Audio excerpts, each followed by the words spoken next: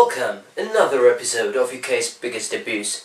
My name is Rick Hammond. I'm going to tell you the story of a hot rock band from an icy cold country somewhere in Asia, of a band which instantly conquered British rock charts, of a band which I had the honor of managing.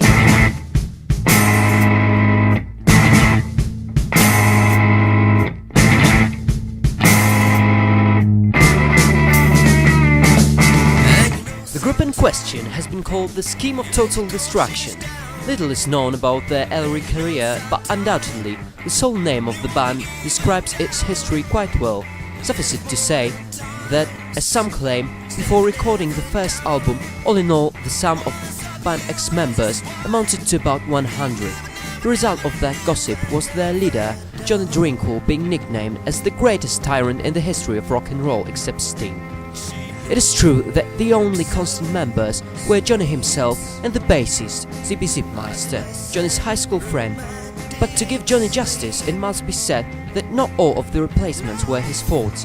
In fact, most of them have been caused by some people's lack of responsibility, lack of talent, a famous inclination for choking on one's vomit while asleep, so popular among drummers these times, or some musicians simply being, to cite the frontman, pussies, cunts, or just ordinary assholes. But let's go on to their studio album and the tour that followed. Around 1982, the band consisted of Johnny, Zippy and Herr Marzipan, the 79th and the last drummer in the band. They started to record their songs in a low-budget studio in Poland. The quality was rather low, which should not surprise, as the studio was situated about 10 meters from a railway track.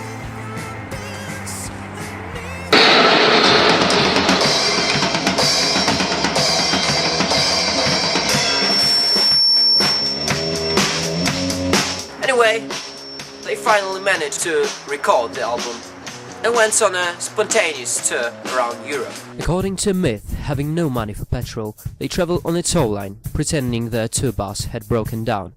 The band managed to play gigs in all the biggest European cities, gaining much popularity and earning some money. Unluckily, soon they would lose it all, together with their instruments and some of their clothes, in a rather stereotypically rock and roll way. Still, they had the tickets to London, where they were supposed to play their last gig of the tour. That was when I first heard them. I heard the music and I already knew I just wanted to manage them. I wanted to manage their tour, produce their album, so I talked with them just after the show. And well, the next day I was their manager. Found them the best place to rehearse in whole London, but they said they needed something more inspiring. And that is where they ended up, in this dirty basement.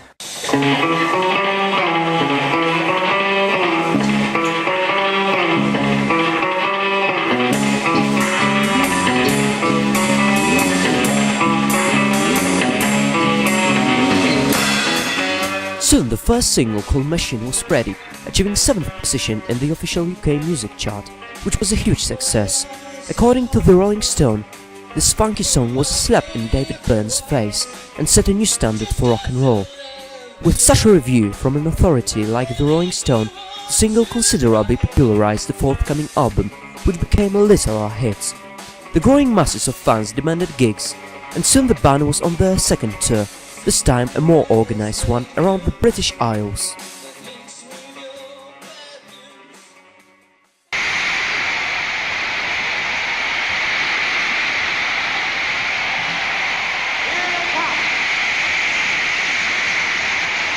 So the fatal spring camp drove me insane, coming as I stood still in my winter mood.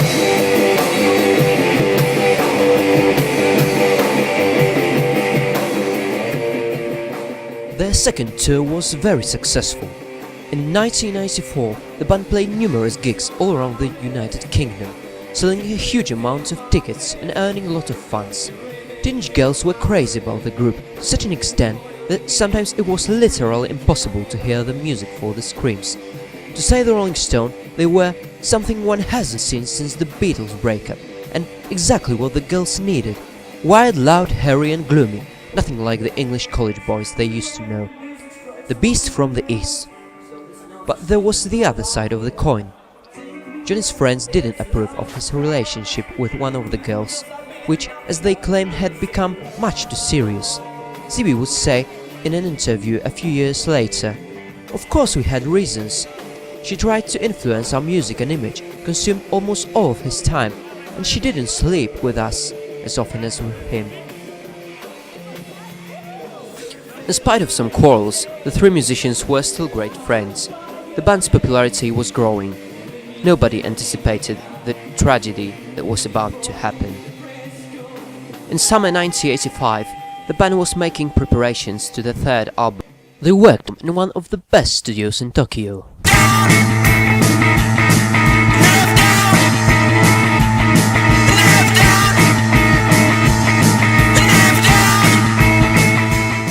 They had some revolutionary ideas they wanted to introduce, like recording some tracks with British Philharmonic Orchestra and adding electric beats to the other.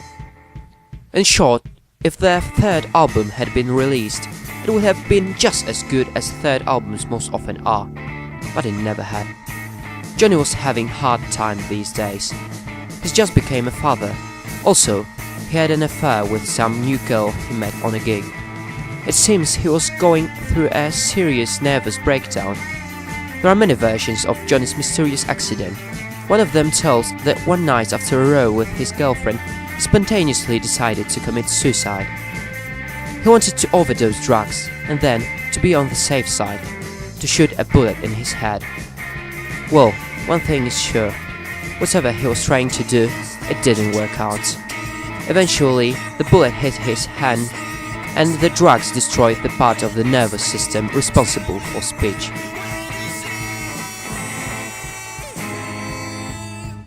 So, he was neither able to play nor to sing. And that is where it all happened. Not a single chair has been moved since that day. And here's the guitar, just as he left it, after he played the saddest riff in his life, and the last one.